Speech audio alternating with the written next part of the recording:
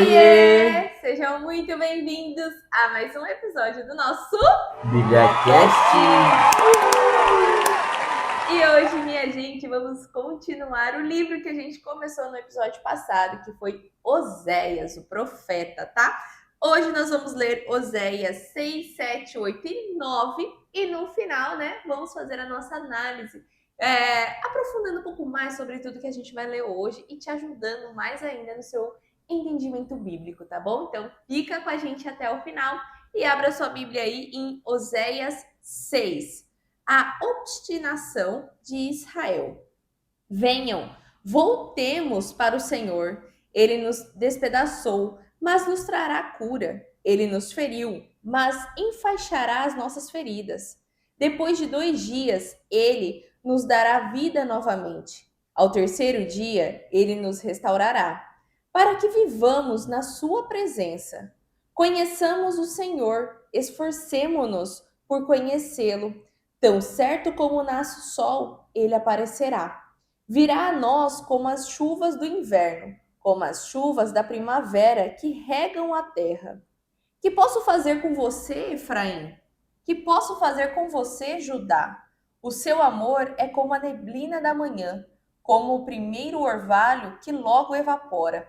Por isso, eu os despedacei por meio dos meus profetas. Eu os matei com as palavras da minha boca. O meu juízo sairá como a alvorada, pois desejo misericórdia, não sacrifícios, conhecimento de Deus em vez de holocaustos. Mas eles, como Adão, quebraram a aliança e ali me traíram. Gileade é uma cidade de ímpios, maculada de sangue, como assaltantes de emboscada à espera de alguém. Assim fazem os bandos de sacerdotes. Eles assassinam na estrada de Siquém. Sim, executam planos perversos. Vi algo tremendamente horrível em Israel. Ali Efraim se prostituiu e Israel está contaminado. Também para você, Judá, foi determinada uma colheita, quando me disponho a trazer de volta os cativos do meu povo.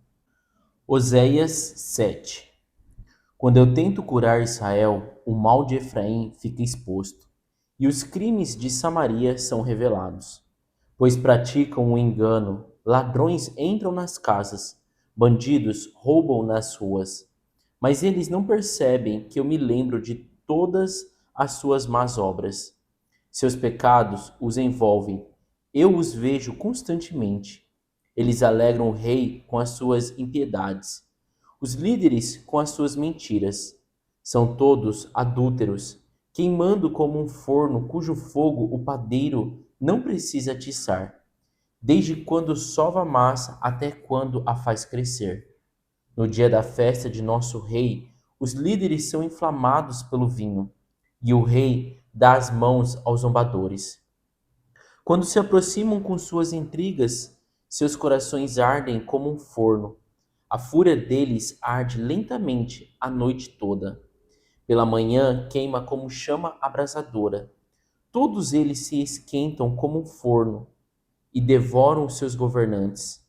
Todos os seus reis caem e ninguém clama a mim. Efraim mistura-se com as nações. Efraim é um bolo que não foi virado. Estrangeiros sugam sua força, mas ele não percebe. Seu cabelo vai ficando grisalho, mas ele nem repara nisso.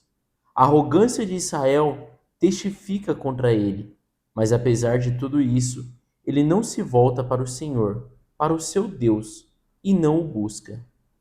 Efraim é como uma pomba facilmente enganada e sem entendimento. Ora apela pelo Egito, ora volta-se para a Síria. Quando se forem, atirarei sobre eles a minha rede. Eu os farei descer como as aves dos céus. Quando os ouvir em sua reunião, eu os apanharei. Ai deles, porque se afastaram de mim. Destruição venha sobre eles, porque se rebelaram contra mim. Eu desejo redimi-los, mas eles falam mentiras a meu respeito. Eles não clamam a mim do fundo do coração, quando gemem orando em suas camas. Ajuntam-se por causa do trigo e do vinho, mas se afastam de mim. Eu os ensinei e os fortaleci, mas eles tramam o mal contra mim. Eles não se voltam para o Altíssimo, são como um arco defeituoso. Seus líderes são mortos à espada por causa de suas palavras insolentes, e por isso serão ridicularizados no Egito. Oséias 8. Semeiam ventos e colhem tempestades. Coloquem a trombeta na boca. Ele vem como uma águia sobre o templo do Senhor, porque quebraram a minha aliança e se rebelaram contra a minha lei. Israel clama a mim: Ó nosso Deus, nós te conhecemos. Israel, porém, rejeitou o que é bom. Um inimigo perseguirá. Eles instituíram reis sem o meu consentimento, escolheram líderes sem a minha aprovação. Com a sua prata e o seu ouro, fizeram ídolos para si, para sua própria destruição. Lance fora o seu ídolo em forma de bezerro, ó Samaria. A minha ira se acende contra eles. Até quando serão incapazes de se purificar? Esse bezerro procede de Israel. Um escultor o fez. Ele não é Deus. Esse bezerro de Samaria será feito em pedaços. Eles semeiam ventos e colhem tempestades. O talo não tem espigas e não produzirá farinha. Ainda que produzisse trigo, estrangeiros o devorariam. Israel foi devorado, agora está entre as nações, como algo sem valor, porque foi para a Síria, como um jumento selvagem e errante. E Efraim se vendeu para os seus amantes. Embora tenham se vendido às nações, agora eu os ajuntarei. E logo começarão a definhar, sob opressão do poderoso rei. Embora Efraim tenha construído muitos altares para ofertas pelo pecado, eles se tornaram altares para o pecado. Eu lhes escrevi todos os ensinos da minha lei, mas eles os consideraram algo estranho. Oferecem-me sacrifícios como dádiva e comem a carne, mas o Senhor não se agrada deles. Agora ele se lembrará da impiedade deles e castigará os seus pecados, e eles voltarão para o Egito. Israel se esqueceu do seu Criador e construiu palácios. Judá fortificou muitas cidades, mas enviarei sobre as suas cidades um fogo que consumirá as suas fortalezas. Oséias 9. O castigo de Israel. Não se regozije, ó Israel. Não se alegre como as outras nações, pois você se prostituiu, abandonando o seu Deus. Você ama o salário da prostituição em cada eira de trigo. Os produtos da eira e do lagar não alimentarão o povo. O vinho novo lhes faltará. Eles não permanecerão na terra do Senhor. Efraim voltará para o Egito, e na Assíria comerá comida impura. Eles não derramarão ofertas de vinho para o Senhor, nem os seus sacrifícios lhe agradarão. Tais sacrifícios serão para eles como o pão dos pranteadores, que torna impuro quem o come. Essa comida será para eles mesmos, não entrará no templo do Senhor. O que farão vocês no dia de suas festas fixas? Nos dias de festa do Senhor? Vejam, fogem da destruição, mas o Egito os ajuntará, e Mênfis os sepultará. Os seus tesouros de prata, as urtigas vão herdar. Os cardos cobrirão totalmente as suas tendas. Os dias de castigo vêm, os dias de punição estão chegando, que Israel o saiba. Por serem tantos os pecados e tão grande a hostilidade de vocês, o profeta é considerado um tolo, e o homem inspirado um louco violento. O profeta junto ao meu Deus é a sentinela que vigia Efraim.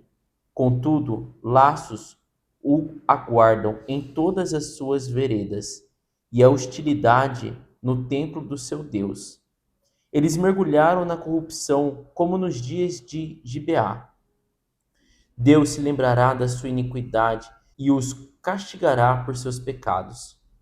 Quando eu encontrei Israel, foi como encontrar uvas no deserto.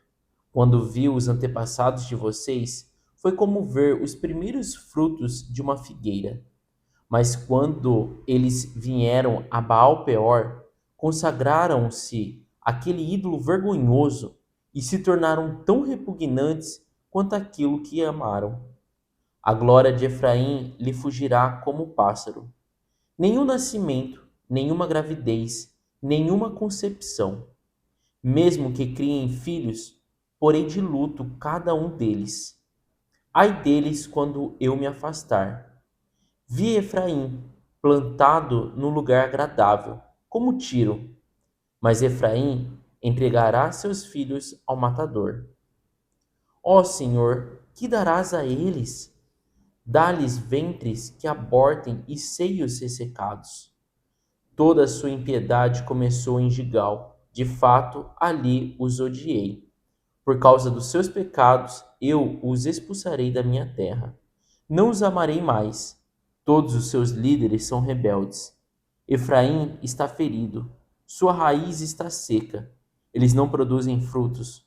Mesmo que criem filhos, eu matarei sua prole querida. Meu Deus os rejeitará, porque não lhe deram ouvidos. Serão peregrinos entre as nações. E assim nós terminamos a nossa leitura de hoje. Mais um pedaço aí de Oséias, né? Mais uma leitura tensa, de muitas verdades e sentimentos dolorosos. É bem doloroso mesmo, né? Quando a gente ouve um outro profeta falando sobre verdades que se acontecem, né? Mas que o povo de Israel não consegue se atentar, né? Que nem esse chamado ao arrependimento ali, a impenitência de Israel e de Judá. É como se fosse assim, Deus com uma tristeza muito profunda no coração, mostrando ali para eles, né, tudo que eles estão fazendo. Vocês que fazem bezerros de ouro, vocês pedem para um escultor fazer esse bezerro aí, ele nem é Deus, né? O que vocês estão fazendo? Vocês estão se perdendo, né? Voltem para o Senhor, ele despedaçou vocês, mas no momento ele não vai curar, ele te feriu, ele só que pede para ele enfaixar as suas cicatrizes, né?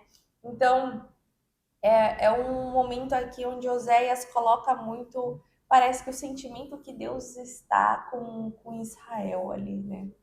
E esse comecinho também, esse comecinho do capítulo 6 ali até o versículo 3, ele faz uma semelhança com a ressurreição de Jesus Cristo.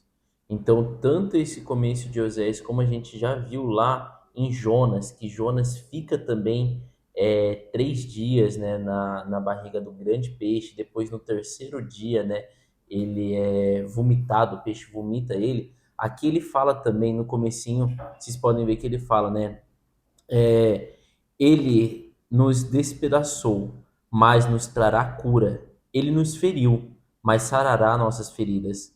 Depois de 2 dias, ele nos dará vida novamente.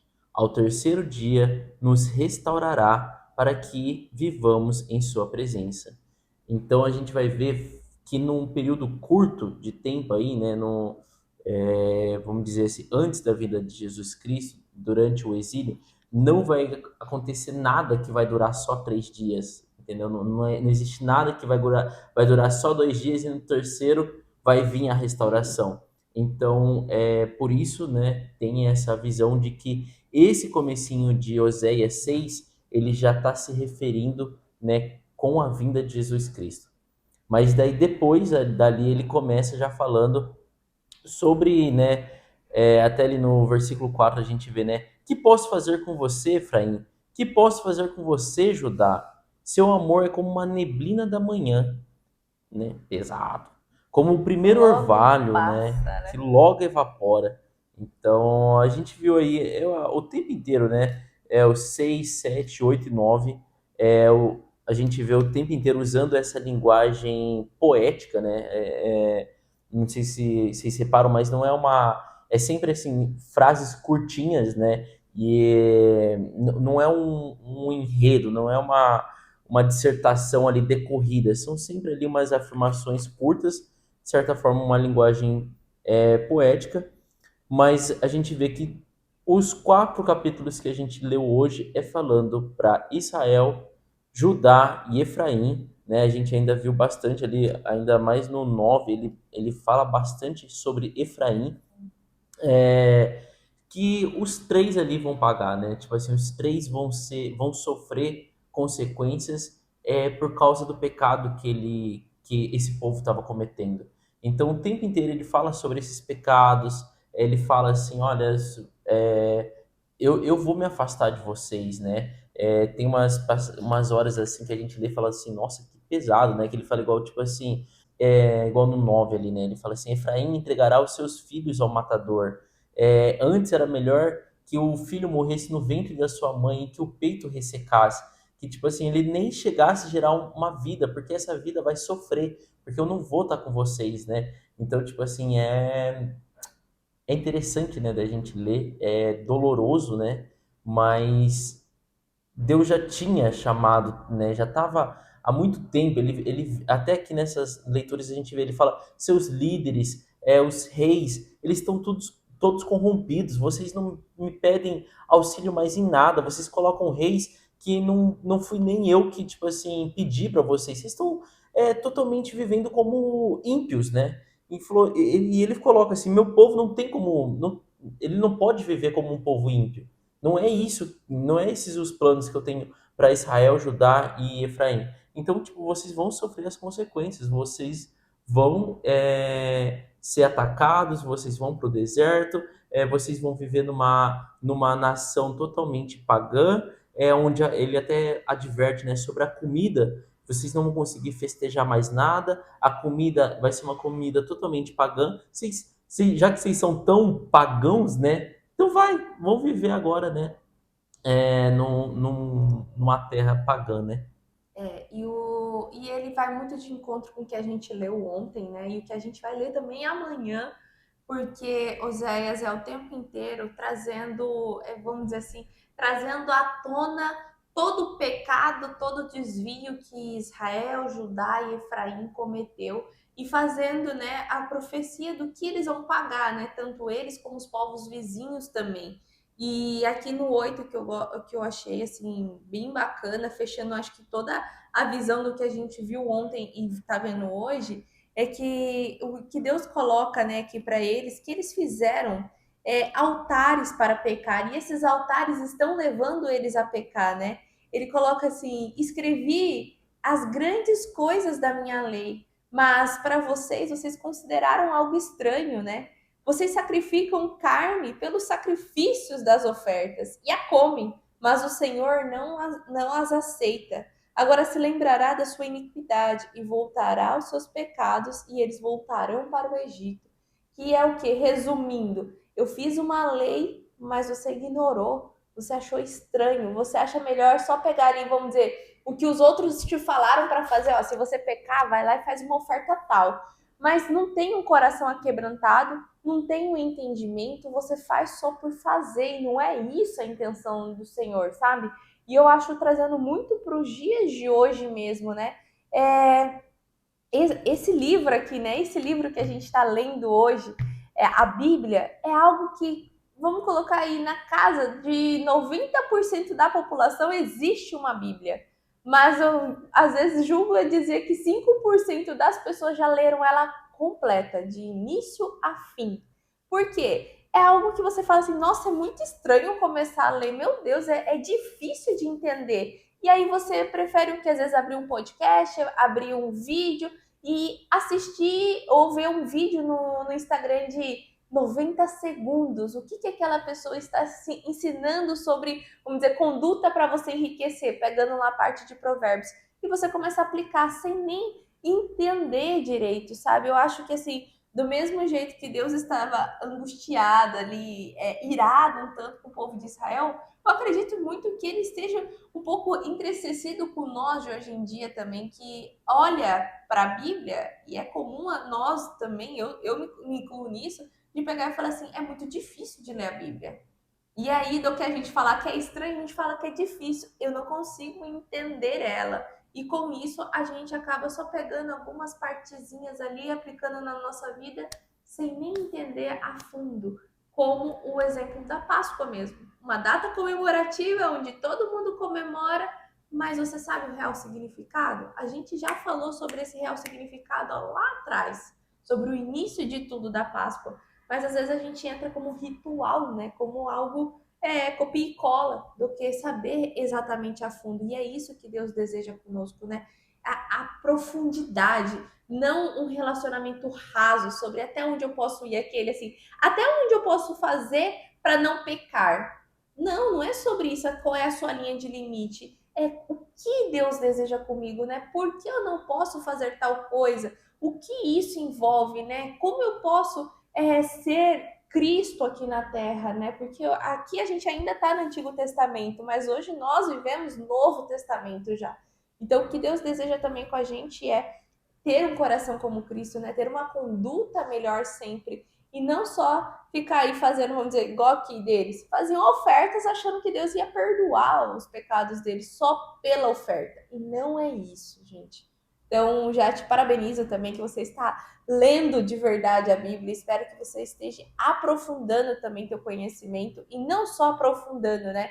Aplicando, porque é isso que Deus deseja, né? Que a gente aprenda, que a gente conheça Ele a fundo em um relacionamento profundo, tanto na escritura como em oração e tudo mais, mas aplicando também na vida para ser exemplo, né? As pessoas olham muito, principalmente, né, crentes e cristãos, e te julga, né? Por isso que a gente tem que também vigiar muito o nosso exemplo, como que está sendo a nossa conduta, porque é por meio dela que a gente vai ser inspiração para outras pessoas.